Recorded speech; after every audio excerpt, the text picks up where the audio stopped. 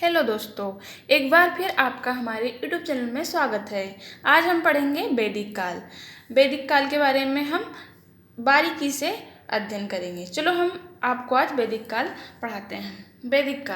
वैदिक काल को दो भागों में बांटा जाता है, ऋग्वैदिक काल, उत्तर वैदिक काल। ऋग्वैदिक पीरियड 1500 ईसा पूर्व से 1000 ईसा पूर्व माना जाता है। उत्तर वैदिक काल 1000 ईसा पूर्व से 600 ईसा पूर्व माना जाता है। ऋग्वैदिक काल 1500 से 1000 ईसा पूर्व। इसका भौगोलिक क्षेत्रफल कहाँ से कहाँ तक है?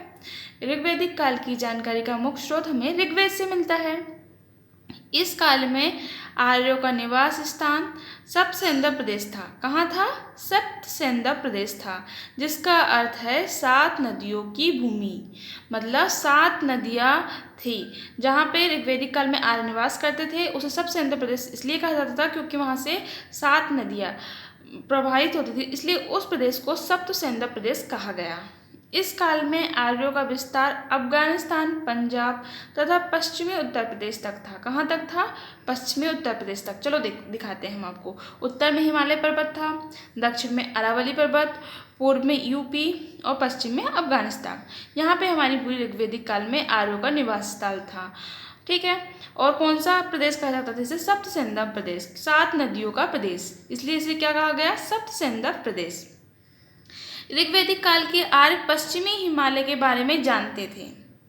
उन्हें हिमालय के बारे में जानकारी थी क्योंकि ऋग्वेद में हिमालय की चोटी हिमवंत, मुजवंत, शिलावत का उल्लेख है।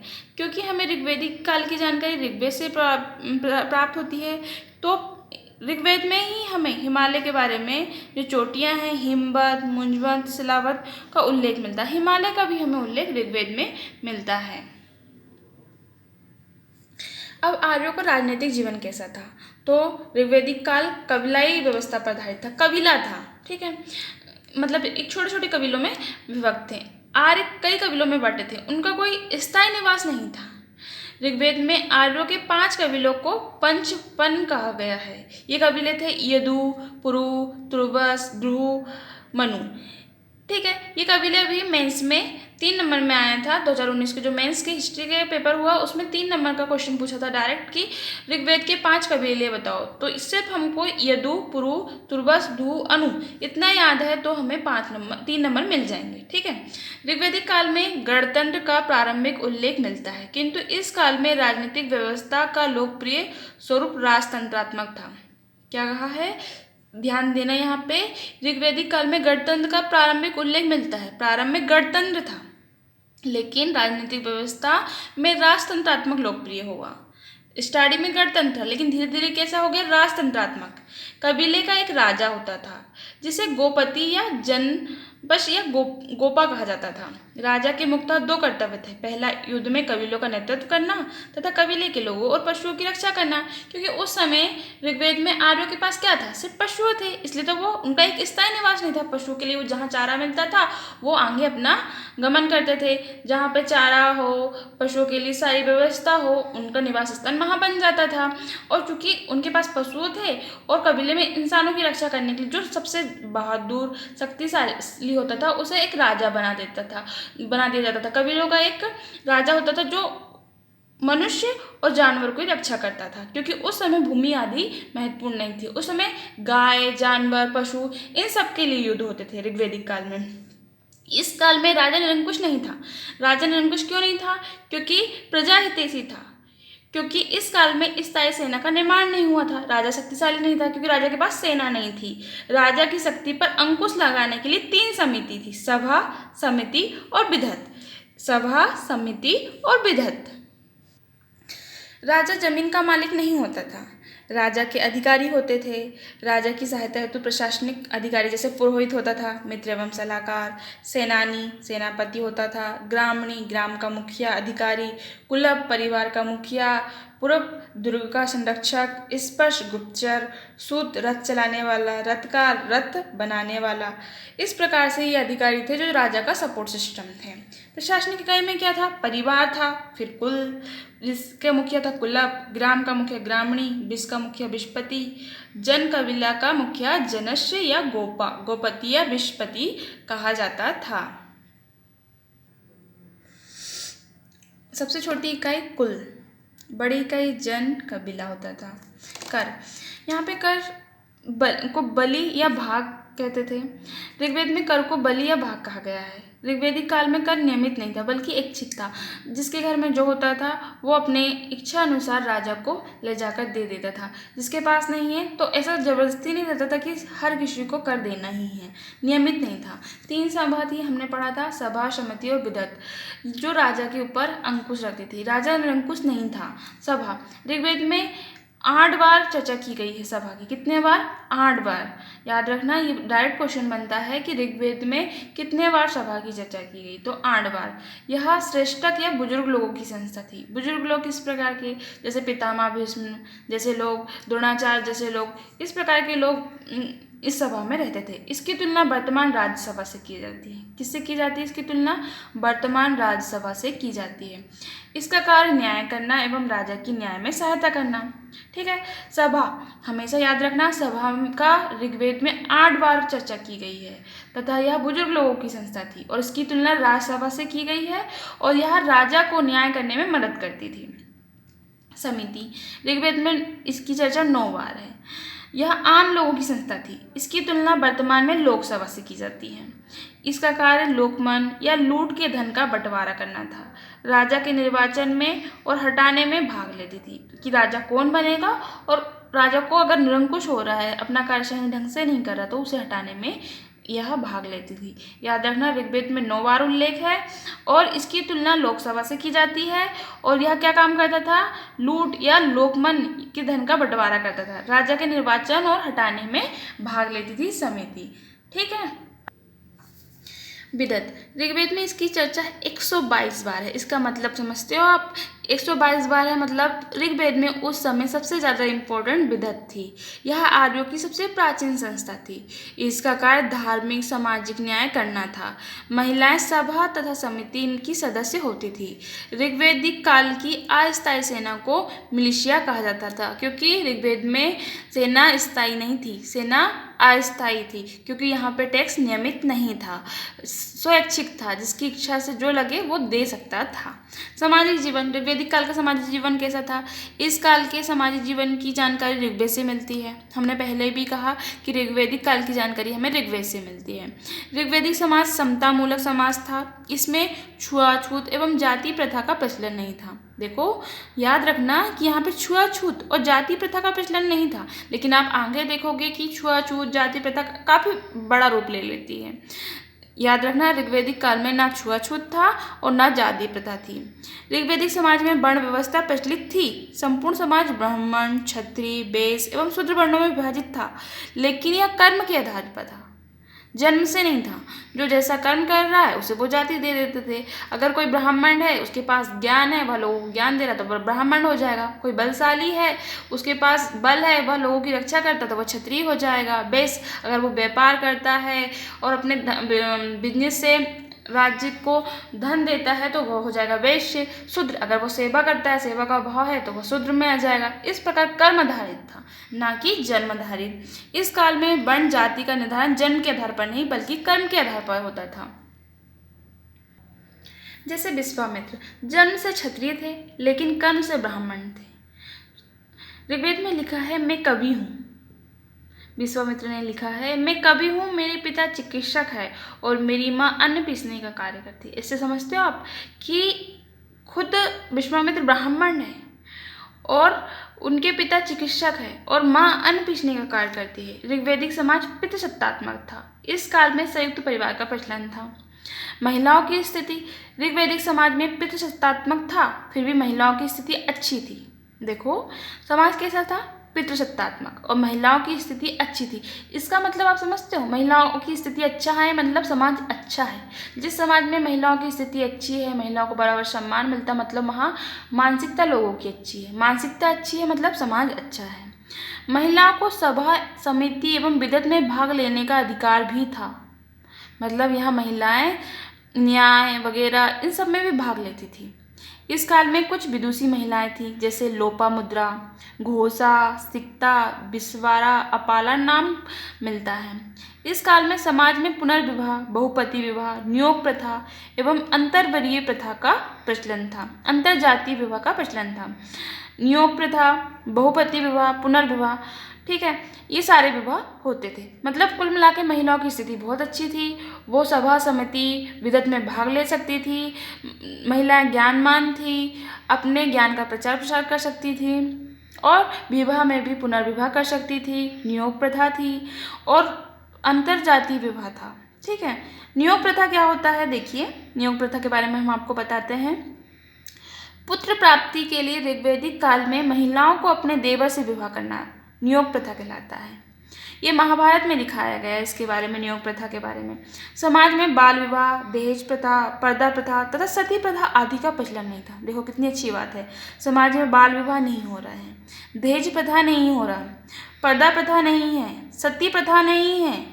बताओ, मतलब ऋग्वैदिक काल हमारा कितना मस्त काल था। ऋग्वैदिक काल दहेज प्रथा जैसी कोई प्रथा नहीं थी, बाल विवाह नहीं था, पर्दा प्रथा नहीं थी, सती प्रथा नहीं थी, मतलब समाज अच्छा था हमारा। इस काल में दास प्रथा विद्यमान थी, दास प्रथा थी। ऋग्वेद में महिला तथा पुरुष दासों का उल्लेख मिलता है। दास प्रथा तो मिलती है, लेकिन दासों की स्थिति बेहतर थी, उनके साथ मानवीय व्यवहार किया जाता था। ऋग्वैदिक काल में विवाह को एक पवित्र संस्कार माना जाता था। प्रायः विवाह दो प्रकार के होते हैं, एक अनुलोम विवाह और दूसरा होता था प्रतिलोम विवाह। अनुलोम विवाह क्या है, जब उच्च वर्ण का लड़का हो और निम्न वर्ण की लड़की हो तो इसे अनुलोम विवाह कहा गया। इसका विपरीत, जब निम्न वर्ण का लड़का हो और उच्च वर्ण की लड़की हो तो इसे हम प्रतिलोम विवाह कहते हैं। ऋग्वैदिक काल में शिक्षा मौखिक रूप से दी जाती थी। कैसी होती थी शिक्षा? मौखिक रूप से दी जाती थी। प्रतिलोम विवाह से जन्मे बच्चों को चंडाल कहा जाता था। देखो, अगर प्रतिलोम विवाह क्या है, जहाँ लड़का निम्न कुल का है और लड़कियाँ उच्च कुल की, जैसे मान लो लड़की ब्राह्मण वर्ग की है और लड़का क्षुद्र है, तो जो संतान पैदा होगी वो चंडाल होगा, क्योंकि समाज से बाहर निकाल देते थे। ऐसा क्यों किया कि उच्च वर्ण की ब्राह्मण कन्या अगर निम्न वर्ण के शूद्र से शादी कर ले तो उससे उत्पन्न संतान चंडाल होगी। ऐसा इसलिए मनुस्मृति में भी ये लिखा है कि चंडाल संतान उत्पन्न होती। ऐसा इसलिए लिखा है क्योंकि वैसे ही समाज में इतनी सारी जातियाँ विद्यमान थी, ऐसे में अगर वर्ण एक दूसरे से मिल जाते तो और भी ज़्यादा जातियाँ हो जाती, जिससे समाज में ऐसा बना दिया गया कि जो चंडाल जाति है वो गांव के बाहर रहेगी। खान पान शाकाहारी मांसाहारी दोनों थे। आर्यों का मुख्य खाद्य पदार्थ अनाज और जौ था और आर्यों का प्रिय भोजन क्षीरपकोदन है। क्षीरपकोदन क्या है? क्षीरपकोदन है। आर्यों का प्रिय पदार्थ सोमरस। आर्य सूती ऊनी दोनों प्रकार के वस्त्र पहनते थे। सूती भी पहनते थे, ऊनी भी पहनते थे। जैसे अधिवास कमर के ऊपर, अधोवास कमर के नीचे, उड़िस पगड़ी, निबी अंतः वस्त्र। मनोरंजन क्या था? मुख्यतः मनोरंजन के रूप में शिकार करना, पासा खेलना, जानवरों को लड़ाना, रथ दौड़, घुड़दौड़, संगीत आदि साधनों का उपयोग करते थे। अब देखो, अब हमने यहाँ पे पढ़े हमारा जीवन, अब हम पढ़ेंगे आर्थिक जीवन। अभी हमने क्या पढ़े थे? सामाजिक जीवन। अब पढ़ेंगे हम आर्थिक जीवन। ऋग्वैदिक काल के आर्थिक जीवन की जानकारी ऋग्वेद से मिलती है। इस काल की अर्थव्यवस्था निर्वाह एवं ग्रामीण अर्थव्यवस्था थी। कैसी थी? ऋग्वैदिक काल ग्रामीण अर्थव्यवस्था थी। चूंकि आर्यों का प्रारंभिक जीवन अस्थायी था, अतः इस काल में कृषि की अपेक्षा पशुपालन का अधिक महत्व था। ये बात हमेशा याद रखना कि ऋग्वैदिक काल में जानवर बहुत ज़्यादा इम्पोर्टेंट थे। पशुओं को प्राथमिकता दी जाती थी, गायों के लिए युद्ध होते थे। इस काल में गाय, घोड़ा, ऊंट, भेड़, बकरी, कुत्ता आदि का पालन किया जाता था। कृषि उतनी इम्पोर्टेंट नहीं थी। पशुपालन में सर्वाधिक महत्व गाय का था। गाय का था? गाय का। गाय सबसे पूज्य पशु थी। जीवन से जुड़े विभिन्न क्षेत्रों की अभिव्यक्ति गाय के माध्यम से की जाती थी। जैसे राजा, गोपति, क्योंकि गायों का मालिक होता था, गायों की रक्षा होती थी, इसलिए क्या कह दिया राजा को? गोपति। युद्ध, गायों के लिए युद्ध होता था, इसके लिए गवष्टि शब्द का प्रयोग किया गया। दूरी, गवतु, पुत्री दुहिता, समय गोधली, गाय अगन्या, ना मारे जाने योग्य पशु, अतिथि गोहनता। आर्यों का दूसरा प्रमुख पशु घोड़ा था। यहाँ आर्यों का सबसे प्रिय पशु भी था। कृषि। ऋग्वैदिक काल में पशुपालन की तुलना में कृषि का स्थान गौड़ था। गौड़ मतलब कम था, क्योंकि इस काल में आर्य स्थायी रूप से निवास नहीं करते थे। हमने पहले भी बताया आपको कि आर्य स्थायी निवास नहीं था। आर्य घूमते थे, जहाँ पशुओं के लिए अच्छा खाना, पानी, चारा ये सब कुछ हो, वहाँ पे वह निवास करते थे। ऋग्वेद में केवल एक ही अनाज यव जौ का उल्लेख मिलता है। खेतों में हल से जुताई की जाती थी एवं खाद करिस का प्रयोग किया जाता था। करिस मतलब होता है गोबर खाद। सिंचाई वर्षा जल से होती थी, तालाब कुओं से की जाती थी। अब ऋग्वैदिक काल में व्यापार क्या था? इस काल में वाणिज्य व्यापार सीमित मात्रा में था। अब चूंकि कृषि ही नहीं होती थी, सिर्फ पशुओं का पालन पोषण होता था, तो व्यापार कहाँ से? सीमित रहेगा। आंतरिक व्यापार के साक्ष्य तो प्राप्त होते हैं, किंतु बाह्य व्यापार नहीं था। आंतरिक व्यापार में यातायात के साधनों के रूप में इक्का गाड़ी, बैलगाड़ी का उपयोग किया जाता था। वाणिज्य व्यापार मुख्यतः वस्तु विनिमय प्रणाली पर आधारित था। कैसा था? वस्तु विनिमय प्रणाली। वस्तु विनिमय प्रणाली मतलब एक चीज के बदले दूसरी चीज। इस काल में नियमित सिक्कों का प्रचलन प्रारंभ नहीं हुआ था। यद्यपि ऋग्वेद में निस्क की चर्चा की गई है, जो मुद्रा नहीं बल्कि तौलिया सोने का आभूषण था। एक सोने का आभूषण था जिसमें 7 लड़ियां होती थी, जो गले में पहना जाता था। निस्क मतलब 7 लड़ियों का गले में पहने जाने वाला एक आभूषण होता था। उसका प्रयोग वस्तु को खरीदने बेचने में एक प्रकार से पैमाना था। ऋग्वैदिक आर्य मुद्रा के रूप में गाय, घोड़ा, निस्क का उपयोग करते थे। ऋग्वैदिक काल में उद्योग धंधे कैसा था? क्या स्थिति थी यहाँ पे उद्योग धंधे की? ऋग्वैदिक काल में सीमित स्तर में उद्योग धंधे प्रचलित थे। इस काल में वस्त्र उद्योग, बढ़ई, रथकार, चर्मकार, कुम्हार आदि शिल्पियों का उल्लेख मिलता है।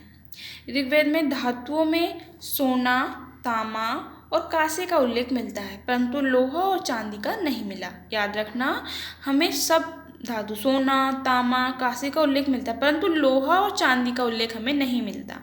लोहा और चांदी का उल्लेख हमें नहीं मिलता।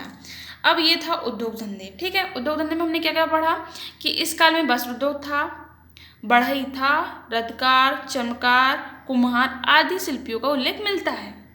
इस काल में सोना धातु मिली, तांबा और कांसे का उल्लेख मिलता है, लेकिन क्या नहीं था? लोहा और चांदी नहीं था। याद रखना, लोहा और चांदी नहीं था। धार्मिक जीवन कैसा था ऋग्वैदिक काल का? इस काल में धार्मिक जीवन की जानकारी ऋग्वेद से प्राप्त होती है।